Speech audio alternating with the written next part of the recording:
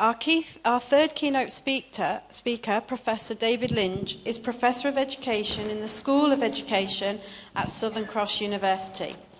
His research has been the basis of a radical rethink on teaching and teacher education. He is the author of numerous articles and texts on teacher education and one of Australia's foremost teacher education innovators. During his career, he has held a number of senior academic leadership positions and consults in education jurisdictions across the globe. Let us show our appreciation and welcome Professor David Lynch to share his research on designing a whole school improvement strategy, the key ingredients. Thank you. These are the things that I'm going to be talking about in this presentation. What is an outstanding school? So we've heard the term a couple of times this morning, so I want to pin that down. What is an outstanding school? I want to talk about change in schools, which really is about context. I want to very briefly digress to schooling for what? What are we actually schooling our young people for? I want to talk about teaching, the business, what we do. And importantly for this presentation, I want to talk about how do we create the outstanding schools. So I want to bring it all together. What I'm going to do is I'm going to give you a broad brushstroke, because there's quite a bit to talk about. I'm going to tell you what the research is telling us, what the evidence is showing we should be doing. Now, I'm making that point because for too long in education, the good ideas have got a Guernsey. This is very much about evidence-based. Essentially, I'm going to be front-loading the Creating the Outstanding School book, which you'll find in your satchel. The outstanding school. This has been an aspiration across the globe. I've had the privilege of travelling to many jurisdictions across the globe, and it's the same continual problem. They're still trying to find the outstanding school, to create it. Not only that, to sustain it. It's been distracted, it's been complicated, and it's been hampered. And it's a really concerning thing for me that education does not have the traction that a lot of other professions do. My theory is that we've all been to school. Everybody out there's been to school, and therefore we've got an opinion.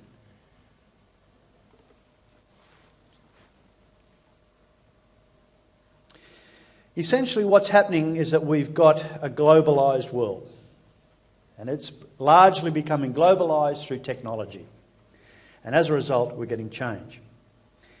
So, there's a changing world. I'm going to talk about that very briefly to give you an idea what that means for us as teachers and leaders. But I'm going to begin first of all because this schooling agenda that we've been chasing for decades needs refocusing. So for a start, I'm going to give you a definition. What an outstanding school is. And later on, I'm going to talk about what an outstanding teacher is. And I want to do this so you can put your finger on it. So that it's not just an aspirational thing. The outstanding school is one which has the sustained capacity to achieve defined sets of learning outcomes in every student at key schooling junctures. That's what the outstanding school's about. It's about every child, and it is sustainable. I want to digress, and I want to talk about change, because it's really, really important, the world in which we are operating as educators.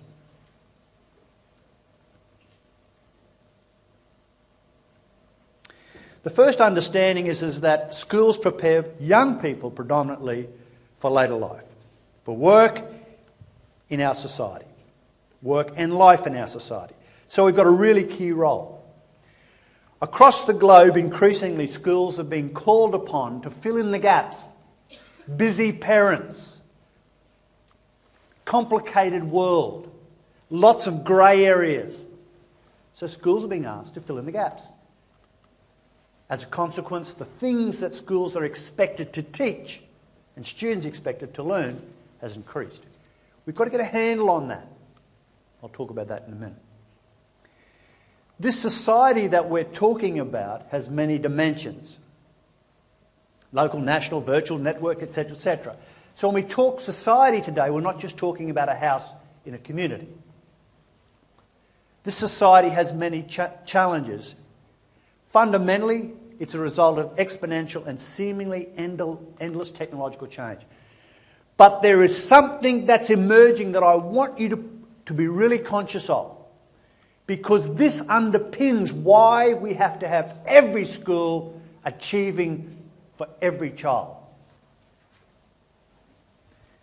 Because fundamentally this change that we are talking about, the big challenge is automation. That's one of the big problems, challenges, let's say. Mechanisation, technology, essentially is taking away jobs. I read very recently where somebody's just invented the bricklaying machine. So there are certain bastions in our society where we could say, oh, that job will never go. The reality is technology is automating our world.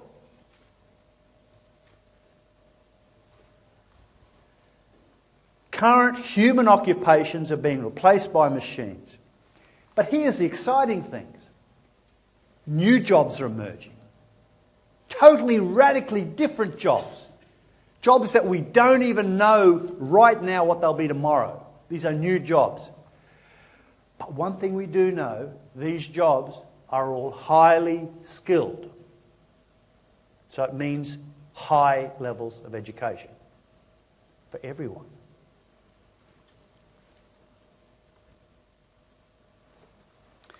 This is the context in which we're operating our schools.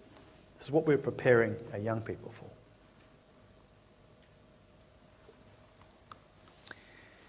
Okay, so it's a tricky business.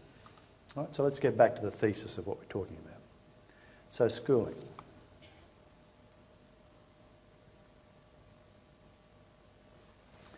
Okay, so we're going to become an outstanding school. That's the goal. What's the fundamentals? Essentially, what are we going to be doing in these schools? What's the curriculum? Now, I'm going to deviate once again because it's not our role, I think, to decide specifically what the curriculum is. I'm of the opinion that it should be defined by other people because it comes to represent society. And in most Western countries, no doubt the same in places like Dubai, governments. But what's happened, though, is that the education profession has lost its voice in all this. So I'm going to give a bit of clarity to it. So in other words, what should constitute the curriculum? Now I'm going to give you some key elements, some broad brushstrokes again because I haven't got time to go through all of them. But I'm going to essentially signal to you what you should be teaching. What are the sort of things that should be in the curriculum? I'm going to start by what I call the old basics. Literacy, numeracy is one of the fundamentals. It's our means of communicating, computating, operating within our society. So these old basics will continue. So the challenge is to ensure that every student gets these old basics. I've also put in here information communication technologies, the front end. That's an old basic. That should be part and parcel of it. But there are what I'm going to call new basics. For a start, information communication technologies, we should be teaching the back end, not necessarily alone the front end. Because most kids pick up the front end. It's the back end. How do you code? How do you make an app? How do you develop a website? These are the new basics, like literacy and numeracy. Because that's where the technology and the innovation is occurring, in the back end. Every consumer is operating in the front end. So if you are just teaching the front end, you're competing with all the commercial providers. It's the back end. The next area is new capabilities. essentially the sort of skills, the knowledge that people have to have today. They need to be problem solvers, creators, innovators, entrepreneurs, networkers, problems, risk takers, etc. New capabilities. How are you teaching that? Okay, so let's now get back to the body of this, towards the outstanding school. So now I want to move us towards the outstanding school. In the research that I've conducted and I've read about, telling people how to do it is not enough. As Tina made the point, get a very inspirational leader there, you can change the world very temporarily and very superficially. Remember that definition, sustained capacity. So that's what we're on about. It's every student.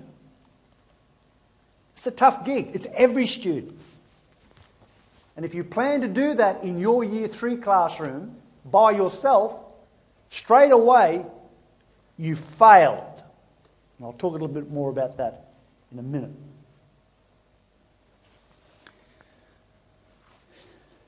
Okay. So if we're going to create the outstanding school, we've got to know what the variables are. What are the things that play out that can either be benefits, challenges, impediments, hiccups, call it what you will. Because once you know what these variables are and what you can deal with, you've then got a pathway into the evidence. Now, I'm helped in this work by a bloke by the name of John Hattie, Visible Learning. If you've not read that book, get a copy. He's done all the hard work for you. He's distilled what the research evidence is saying. But here's the variables. Here are the things here. The child, the makeup of the child. The home, the school, the principal, and the teacher.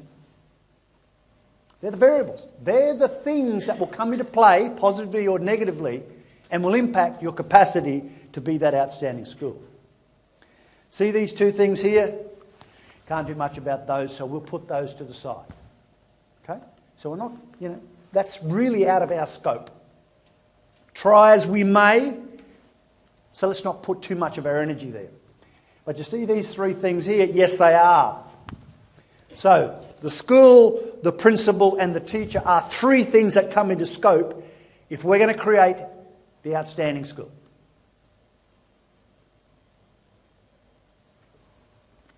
But there's one in particular.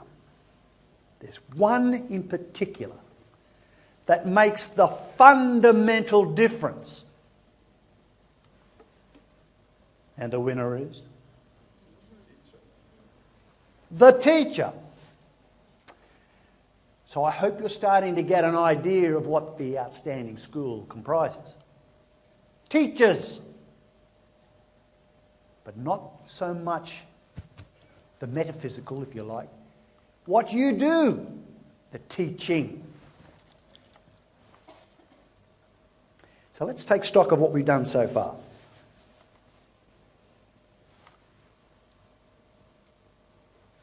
That's our definition, folks. That's our definition. That's what an outstanding school is. That's what you're aiming for. So there's some old basics. We cannot forget them. There are some new basics. And there are new capabilities. I remember when I was at school, one of the capabilities is to line up. That was one of the capabilities. That was how we had an orderly society. We still need that. But there are other things now. Impact, the school, the principal, and the teacher. Teachers are key. Okay, attributes now. So we know what our definition of our outstanding school is. Let's look at the attributes. So in other words, if you were to go in there and have a look, here are the attributes. In other words, here's what the research is telling us are the attributes of these schools.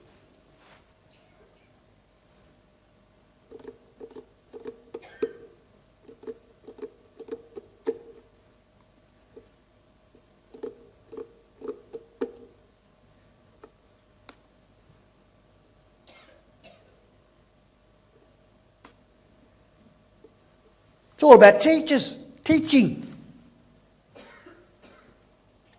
Now we need some enablers. These things can't happen in isolation, so we need good leaders. We need schools that have a certain profile. But I'm going to focus on the teacher. Because unless you get every teacher in a school operating effectively, outstanding, you'll never be that outstanding school. Clear set of capabilities.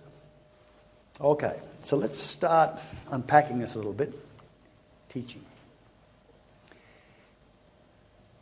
If you do a trawl through the literature, there are so many models, so many terms for all this teaching. What I'm going to try and do is I'm going to put it into a little framework for you. And the reason why I'm putting it into a little framework is because it has to do with what's in that book, Creating Outstanding Schools. That book, if you like, brings together all the essential ingredients to create an outstanding school. In other words, it's a bit like a recipe book, if you like. But one of the important things about creating the outstanding teacher is feedback. And one of the big problems I'm going to suggest why teaching in some areas has fallen to a malaise because teachers do it in isolation. And if they feel good, it must be good. There's no third party giving feedback. So let's have a look at teaching.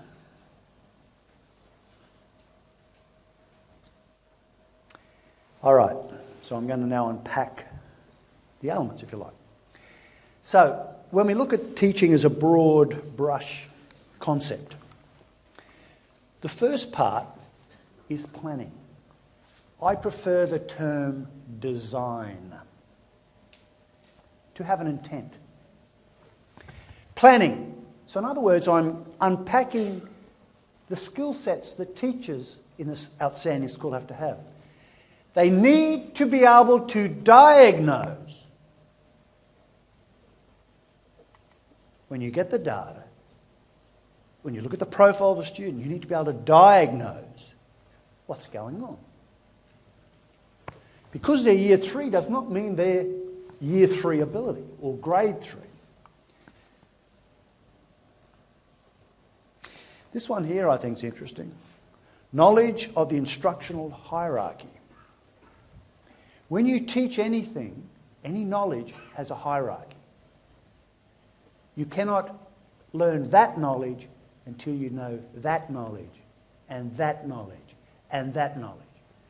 So if you're teaching up here and they don't understand this or they haven't got that knowledge, they will fail. That's the knowledge hierarchy. Correspondingly, there's an instructional hierarchy. In other words, you've got to teach in a certain way. That's what planning's about. The second one is organising. This is what Dr. Jake was talking about. What Tina was talking about. Place, time, that's organising for effect. Creating and maintaining, expanding, exploiting. So these, you organise. But this is where we really hit the road. Instruction. Notice how I've not said teaching. Instruction. Because in order to instruct, you must have the other elements.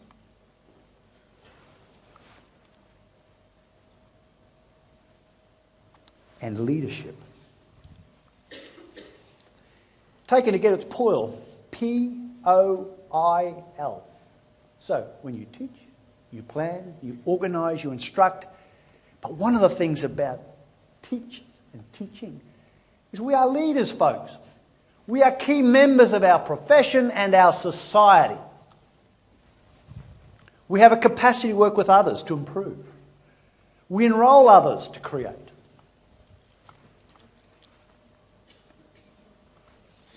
Okay, so let's explore a model. All right, so in other words, what I'm going to do now is I'm going to bring all this to bear. I'm going to pluck all the research out and I'm going to put it in a diagram because a picture paints 1,000 words. And you've got a book there, that's how you unpack the knowledge hierarchy because the book there shows you all the component pieces. But I'm going to give you a diagram. What do you think is going to appear in the middle?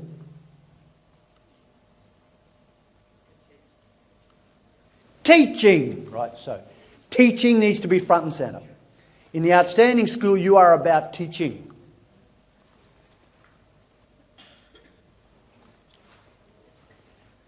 There's a performance data regime. That's what Dr. Jake was talking about this morning.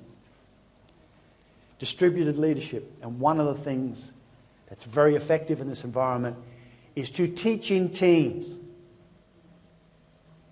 No other profession works in isolation.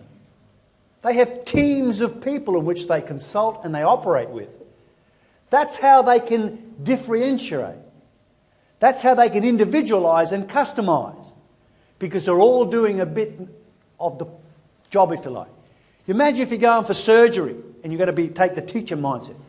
Well, not only are you going to be giving them a bed bath, you're going to be giving them an anaesthetic, you're going to be cutting them up, you're going to be holding their hand, you're going to be cooking their dinner. The reality is you have to work in a team. And each person has a particular role. Coaching, mentoring and feedback.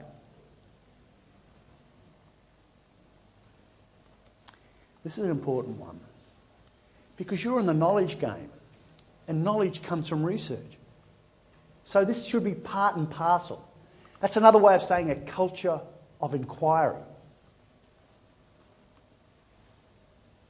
But you've got to have some teaching performance benchmarks. You've got to know what you're comparing yourself to. Okay. Conclusion. Let me sum it all up. I hope the presentation has focused you to what's important. Teaching is important. Automation is redefining human endeavour. I chose to put that in there because I want to give you something tangible to appreciate what's going to be like in the future. So the sort of jobs that are here today, and in my generation, if you weren't real smart at school, you could always be a low-skilled labourer or whatever. That won't be a thing in the future. While jobs will disappear, new ones will emerge, but they require high levels of education. And I don't just mean more qualifications, I mean depth. Okay?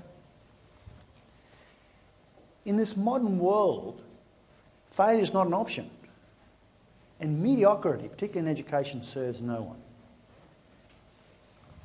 The outstanding school is one which has a sustained capacity. You can do this time after time after time to achieve defined sets of learning outcomes. So in other words, we know what we're aiming for. They're defined. We're not going to make it up as we go along. In every student. At key schooling junctures. But all of this is effective teaching. That's the fundamental driver in this outstanding school. Thank you.